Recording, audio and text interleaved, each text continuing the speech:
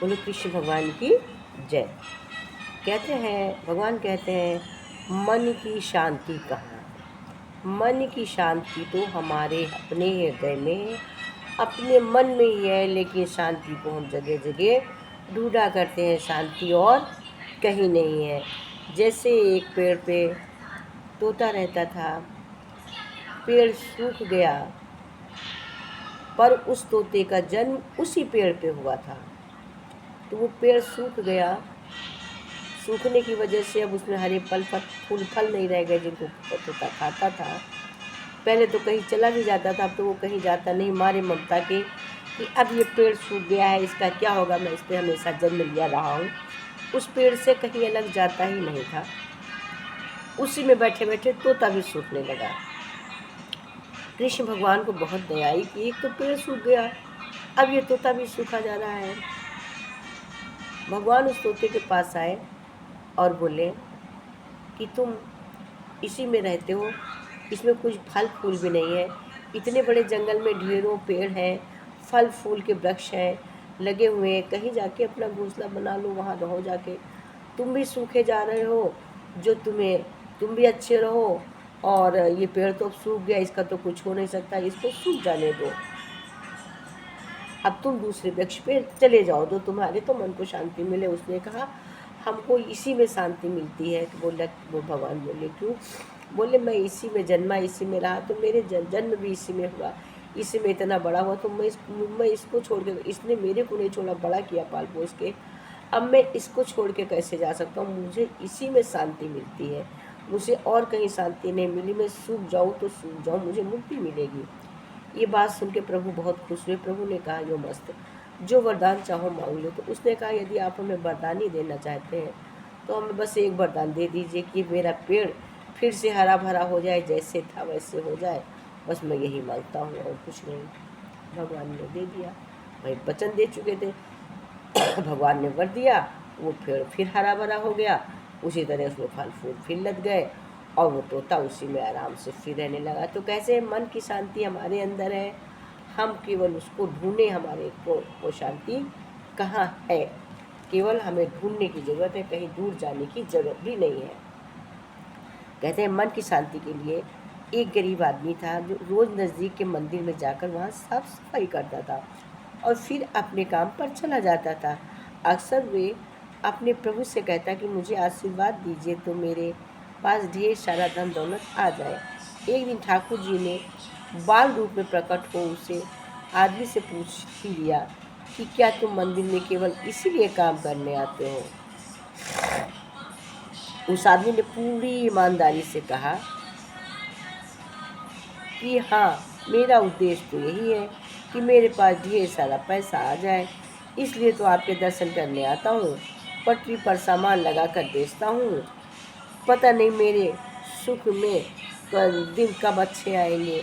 बाल रूप ठाकुर जी ने कहा चिंता मत करो, जब लगाएगा बस चुपचाप तुम्हारे पास सामने अवसर खोलता चला आएगा। युवक चला गया वहाँ से। बोला अच्छा। अब समय ने पलटा खाया, वो अधिक धन कमाना शुरू कर दिया, इतना व्यस्त हो गया कि मंदिर में जाना ही भूल गया। वर्षों के बाद एक दिन सुबह ही मंदिर पहुंचा और साफ सफाई करने लगा। ठाकुर जी ने खुद प्रकट हुए और व्यक्ति से बड़े ही आश्चर्य से पूछा क्या बात है, इतने वर्षों बाद आए हो, सुना है बहुत बड़े सेठ बन गए हो। व्यक्ति बोला मैंने बहुत धन कमाया, अपने घरों में बच्चों की शादियाँ की, पैसे की कोई कमी नहीं है, पर दिल में चैन नहीं है। ऐसा लगता है कि रोज़ सेवा करने आता रहूं पर आ न सका।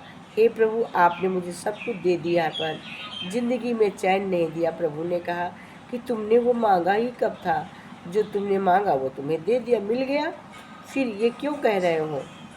उस आदमी की आंखों में आंसू भर आए, रोने लगा और बोला, ठाकुर जी के चरणों में गिर पड़ा और बोला अब कुछ मांगने के लिए सेवा नहीं करूँगा, बस दिल में शांति मिल जाए। ठाकुर जी ने कहा पहले तय कर लिए होते तो तुम्हें सब कुछ मिल जाता। मंदिर की सेवा करने लगे, बस मन ही मन शांति के लिए ही आऊँगा। ठाकुर जी ने समझाया कि चाहे मांगने से कुछ भी मिल जाए पर दिल का चैन कभी नहीं मिलता। इसलिए सेवा के बदले कुछ नहीं मांगा जाता है।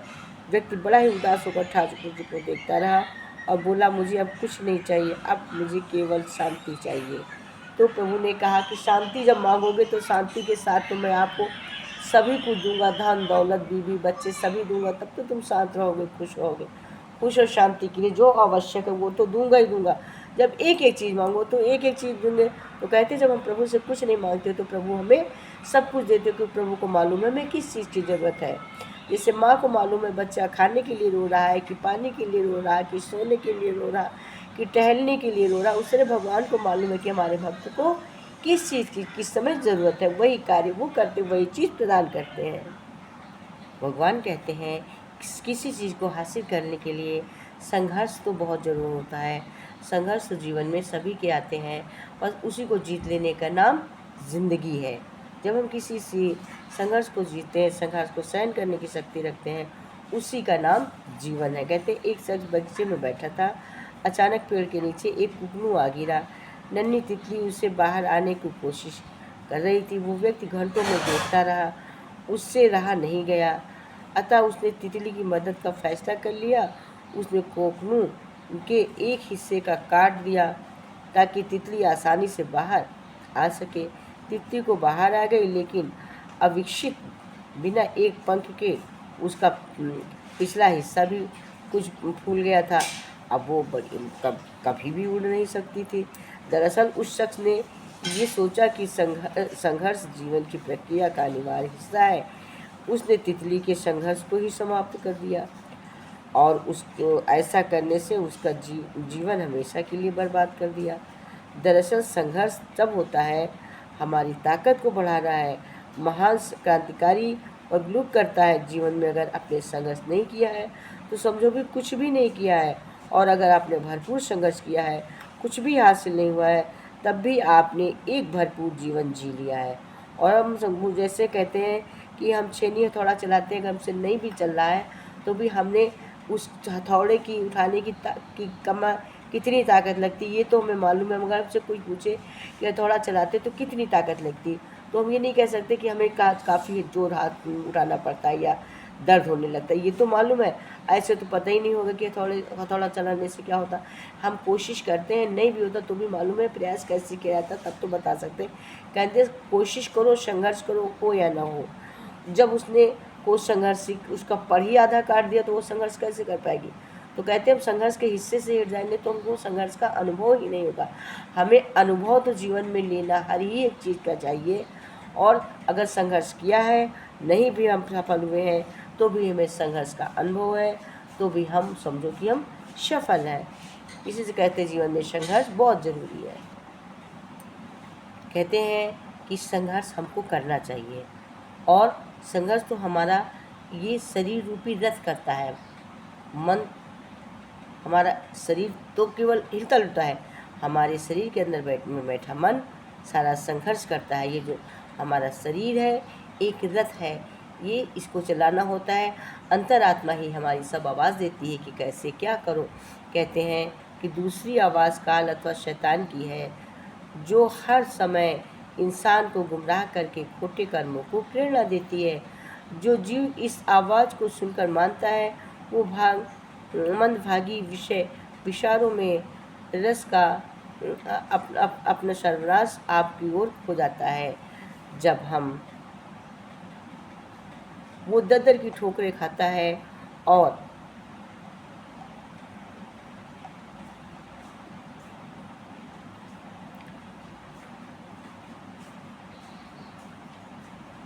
दर पर भटकता हुआ वेशन दुख उठाता है। दोनों प्रकार की आवाज़ों को सुनने की कला बुद्धि है। जिस इंसान के अंदर ज्ञान बुद्धि है वो हमेशा आत्मा की आवाज़ सुनता है। जिस इंसान की बुद्धि मन गुलाम है वो शैतान की हुकूमत है। ऐसा जीव मनमानी करता है, कभी सुकर्मों की ओर जाता है, कभी दुष्कर्मों की ओर जाता है, हमेशा खोटे कर्मों के विषय में की भोग में फंसा रहता है। कबीर साहिब ने फरमाते हुए बहुत अच्छा बोला है, अफसोस की बात है कि जीव सब कुछ जानते हुए भी बुरे कर्म करने में तत्पर रहता है। मन जाने सब बात जानत ही अवगुण करे। कहते हैं कबीरदास जी कहते हैं मन 100 बातों को जानते हुए यौवन की ओर बढ़ता रहता है। काहे के कुशल हाथ दीप कुएं धरे। किसी मनुष्य का ही ये कथन है कि मन लोभी, मन लालची, मन चंचल, मन चोर। कहते हैं मन बड़ा लोभी है, मन बड़ा लालची है, मन चोर है, मन बदमाश है, मन शैतान है।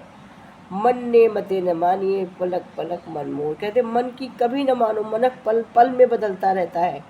इस सरूर रूपी रथ का रथवान ड्राइवर मन है। इस रथ को इंद्रिया रूपी 10 घोड़े खींचते हैं, जो कि मन के ही अधीन है, और मन अपनी इच्छा के अनुसार ही इन्हें चलाता है। इसमें 5 कर्म इंद्रियां हैं, जो केवल कर्म करने का ही अधिकार करती हैं, परंतु इनके सुख व स्वाद को नहीं भोग सकती। और 5 ज्ञान इंद्रियां हैं, जो कर्म करती हैं तथा साथ ही साथ उनके सुख को भी भोगती हैं। इन 5 ज्ञान इंद्रियों के 5 प्रधान विषय हैं, जैसे आँख का भोग विषय ज्योति रूप, इसमें अग्नि प्रधान तत्व है। जीव का भोग विषय स्वाद रस लेना है, इसमें जल तत्व प्रधान है। कानों का भोग विषय शब्द गीत नाद है, इसमें आकाश तत्व प्रधान है। नाक का भोग विशेष गंध वासना सूंघना है नाक का, इसमें पृथ्वी तत्व प्रधान है। और काम इंद्रिय का विषय है भोग स्पर्श काम, और इसमें वायु तत्व। मनुष्य की रचना भी इसी 5 तत्वों पर आधारित है।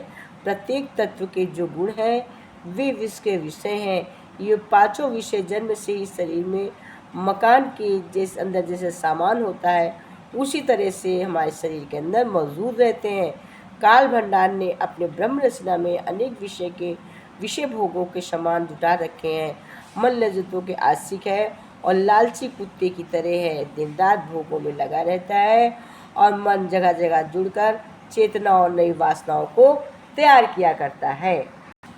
तभी तो कहते हैं कि हमें कभी अपने मन पे ज़्यादा नहीं सोचना विचारना चाहिए, मन को ही सब कुछ नहीं समझ लेना चाहिए। क्योंकि जैसे कहते हैं कि मन से हम भक्ति करते हैं, अरे भक्ति मन जब करे तब करो, कोई ज़रूरी नहीं कि किस समय करेंगे।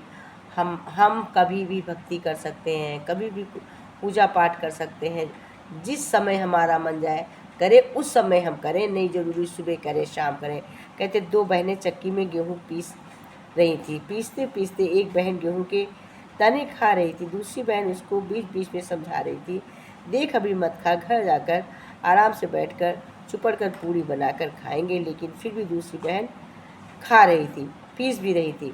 कुछ देर बाद गेहूँ पीस कर कनस्तर में डालकर दोनों घर की तरफ चल पड़ी। अचानक रास्ते में कीचड़ गिरने से आटा खराब हो गया।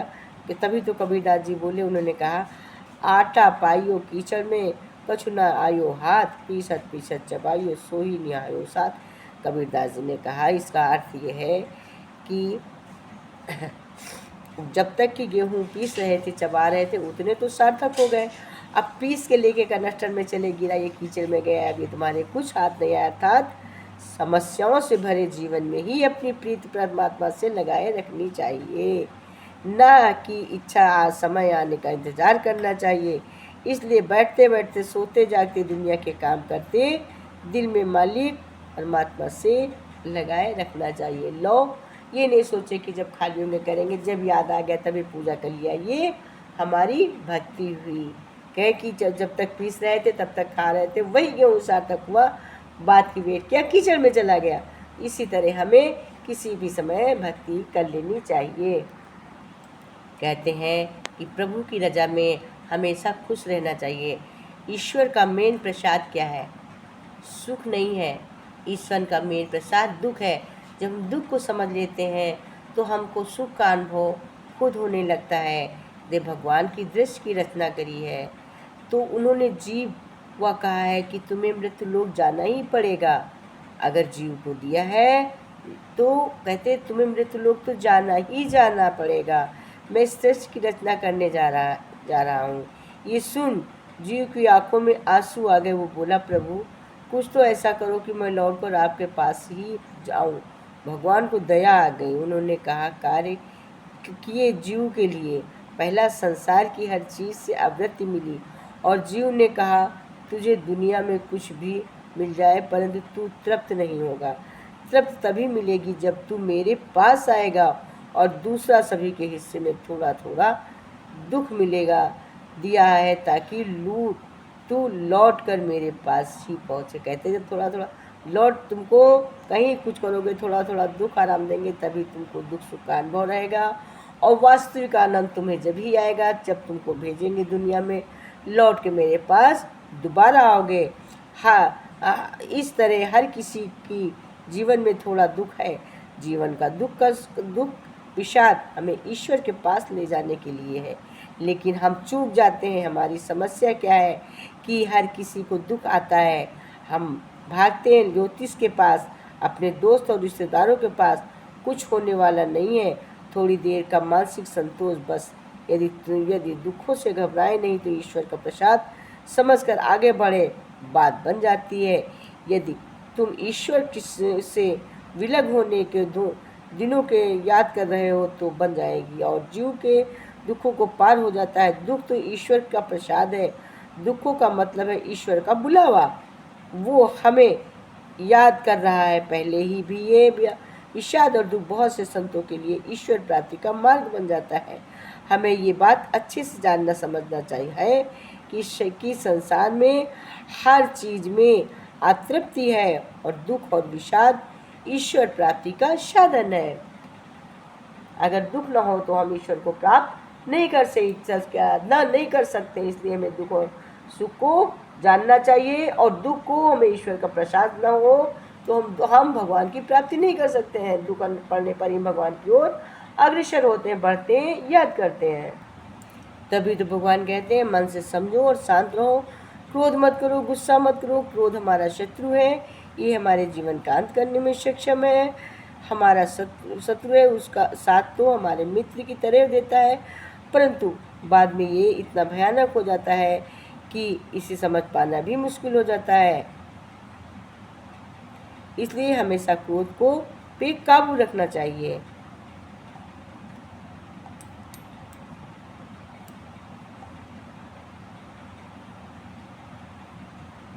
अगर मनुष्य कहते हैं भगवान कि अपने में बदलाव नहीं जाओगे तो लुट जाओगे, परेशान हो जाएगा। गुरु मन को मारना नहीं सिखाता है, पर गुरु हमारे मन को मोड़ना सिखाता है कि मच्छी और कैसे मुड़े। जैसे गाड़ी मोड़ते हैं तो गाड़ी नहीं मोड़े, उसके अंदर लगे हुए स्टेयरिंग को मोड़ते हैं, गाड़ी मुड़ जाती है। उसी प्रकार गुरु हमें केवल मन को मोड़ना सिखाता है। रबड़ की तरह जहाँ भी हो वहाँ मुड़ जाओ कि मैं नहीं हूँ अपनी भूल ढूंढने वाले बड़े में बड़ा बहादुर है, दूसरे की भूल देखने वाला बड़े से बड़ा मूर्ख है। पुरुषार्थ का मतलब दुनिया समझती है कुछ ना कुछ करना, जब तीर्थ दान धर्म समाधि में बैठकर करते हैं, पर ऐसा नहीं, हमें मन से करना चाहिए। कहते हैं कर्मों का फल तो कृष्ण भगवान कहते हैं सभी को मिलता है। एक बात, ऋषि नारद अंगरा कहीं जा रहे थे। रास्ते में उनकी नज़र एक मिठाई की दुकान पर पड़ी। दुकान के नज़दीक की जूठी पत्तलों को ढेर लगा था। उस जूठन को खाने के लिए जैसे ही एक कुत्ता आता वैसे ही उस दुकान का मालिक उसको जोर से डंडा मारता। डंडे की मार खाकर कुत्ता चीखता हुआ वहाँ से चला जाता। ये दृश्य देखकर देव ऋषि को हंसी आ गई। ऋषि अंगरा के उस से हंसी का कारण पूछा। नारद बोले, हे ऋषिवर, ये दुकान पहले से कंजूस व्यक्ति की थी। अपनी ज़िंदगी में उसने बहुत सारा पैसा इकट्ठा किया और जब जन्म में कुत्ता बन गया तो हुआ तो ये दुकान मालिक उसी का पुत्र है। देख, जिसके लिए उसने बेशुमार धन इकट्ठा किया, आज उसी के हाथों से उसे झूठा भोजन नहीं मिल सका। कर्म के फल, इस खेल को देखकर मुझे हंसी आ रही है। मनुष्य को अपने शुभ और अशुभ कर्मों का फल जरूर मिलता है बेशक, इसलिए उसे जन्मों जन्मों के मात्र अपने जीवन को संवारने की कोशिश करनी चाहिए। कहते हैं कि लंबी उम्र के साथ हम पुराने नहीं होते हैं, नए होते चले जाते हैं। हम सोचते हैं पुराने हुए, नहीं, हम नए होते चले जाते हैं।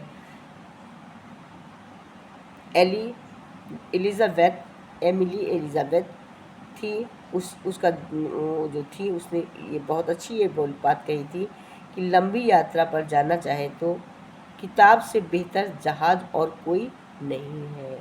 कहती थी कि अगर हमें बहुत दूर जाना है तो, एलिजाबेथ ने बोली थी कि अगर हमें लंबी यात्रा से जाना है तो हम क्यों जाएं, साइकिल से, पैदल, मोटरसाइकिल से, बस से, ऑटो से, अगर एरोप्लेन है, जहाज है, तो हम उससे क्यों ना जाएं। और यदि मैं एक दिन दिल को टूटने से, तकलीफ से बच सकती हूँ तो मेरा जीवन व्यर्थ नहीं गया। कह रहे यदि हम किसी के दिल को टूटने से हम किसी को बचा सकते हैं तो अपना दिल उस समय हम शांत करके न करके उसके दिल को आराम दे देते, तो इससे बड़ा हमारा जीवन कोई व्यर्थ नहीं। यदि मैं एक भी दिल को टूटने या तकलीफ से बचा सकती हूँ तो मेरा जीवन व्यर्थ नहीं गया। किसी को भी हमने समझा दिया, जिसका दिल न टूटने दिया, उसको हमने अच्छा सा समझा दिया, उसका जीवन बन गया, तो मेरा जीवन सफल है। मेरा धरती पे आना व्यर्थ नहीं है। उम्र बीतने के बाद हर पुराने नहीं होते, बल्कि हम नए होते चले जाते हैं। हम समझते हैं कि धीरे धीरे, लेकिन बुढ़ापा अचानक से आ सकता है। मनुष्य से बेहतर जानवर होते हैं, क्योंकि वे सब जानते हैं लेकिन बोलते कभी नहीं है। हम लोग बोलते रहते हैं हम बुढ़े हो गए, अभी हो जाएगा, मगर जानवर भी जानता, परंतु वो चुप रहता है। मनुष्य से बेहतर तो जानवर हैं। आप जो सोचते हैं या महसूस करते हैं, जिन बातों पर विश्वास करते हैं, वो नहीं, आप जो करते हैं वही आपका व्यवहार करता है। माँ वो जो होती है उसके पास आप तकलीफ में दौड़ते हैं, मुहासे और सब लेके उससे केवल उत्साह छोड़ दो, ये मुझसे सबसे अमीर बना देगा। किसी से केवल उम्मीद न लेके उत्साह रखो, तुम एक अमीर आदमी बन जाओगे। जब तक मैं प्यार में थी, जीवन जी रही थी। उम्मीद कुछ ऐसी चीज़ है जिसके लिए कोई शब्द नहीं होता, वो तो हमारी अंदर ही होता है। कहती कि उम्मीद में जीना और प्यार में जीना अलग होता, उम्मीद अलग होती, प्यार अलग है। प्यार जहाँ है वहाँ उम्मीद का कोई वही नहीं है। कहते हैं कि एक आदमी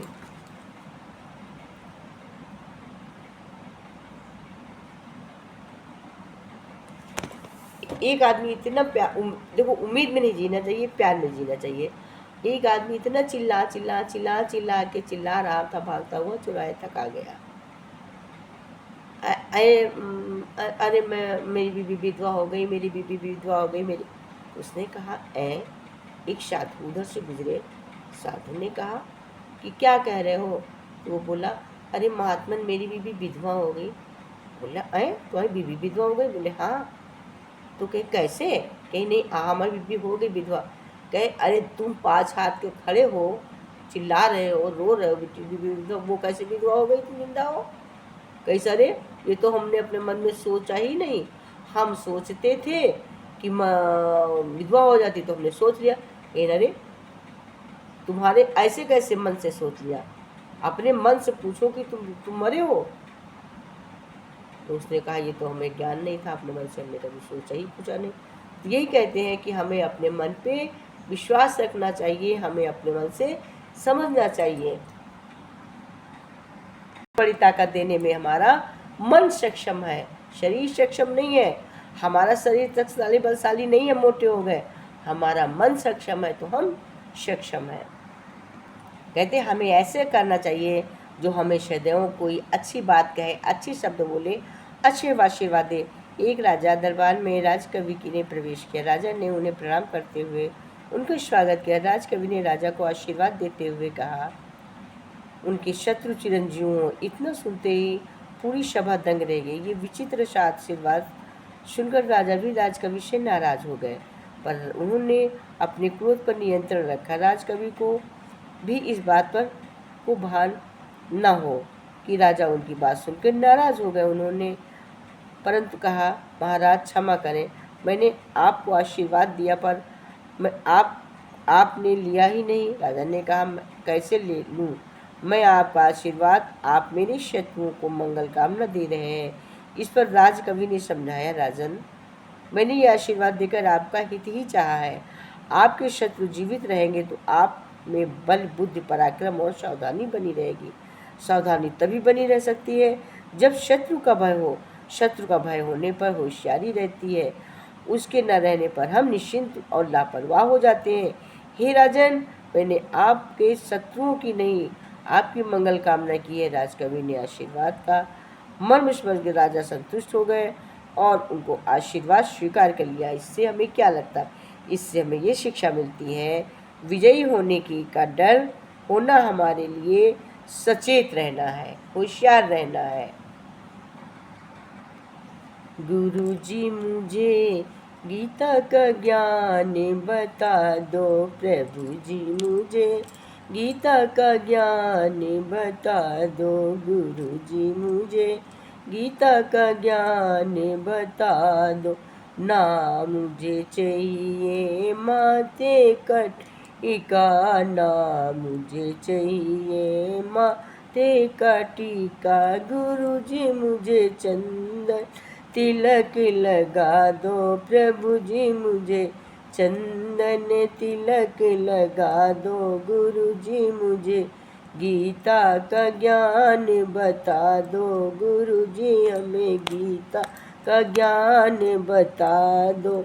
ना मुझे चाहिए होठों की अली, ना मुझे चाहिए की लाली, गुरु जी मेरे मुख से राम का दो, गुरु जी मेरे मुख से राम का दो, गुरु जी हमें गीता का ज्ञान करा, गुरु जी हमें गीता का ज्ञान करा दो।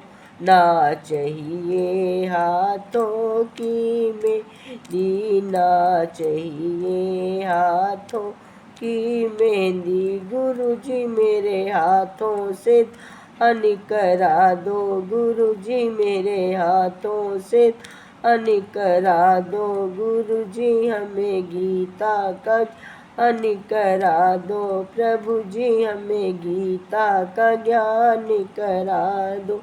ना चाहिए हमें पैरों के पायल, गुरु जी मुझे पैरों से तीरथ करा दो, गुरु जी हमें पैरों से तीरथ करा दो, गुरु जी हमें गीता का ज्ञान करा दो, गुरु जी हमें गीता चाहिए, हमें धन और दौलत, गुरु जी हमें भगवान के दर्शन करा दो, गुरु जी हमें गीता के दर्शन करा दो, गुरु जी हमें गीता का ज्ञान बता दो, गुरु जी गीता का ज्ञान करा दो। बोलो बाके बिहारी लाल की जय।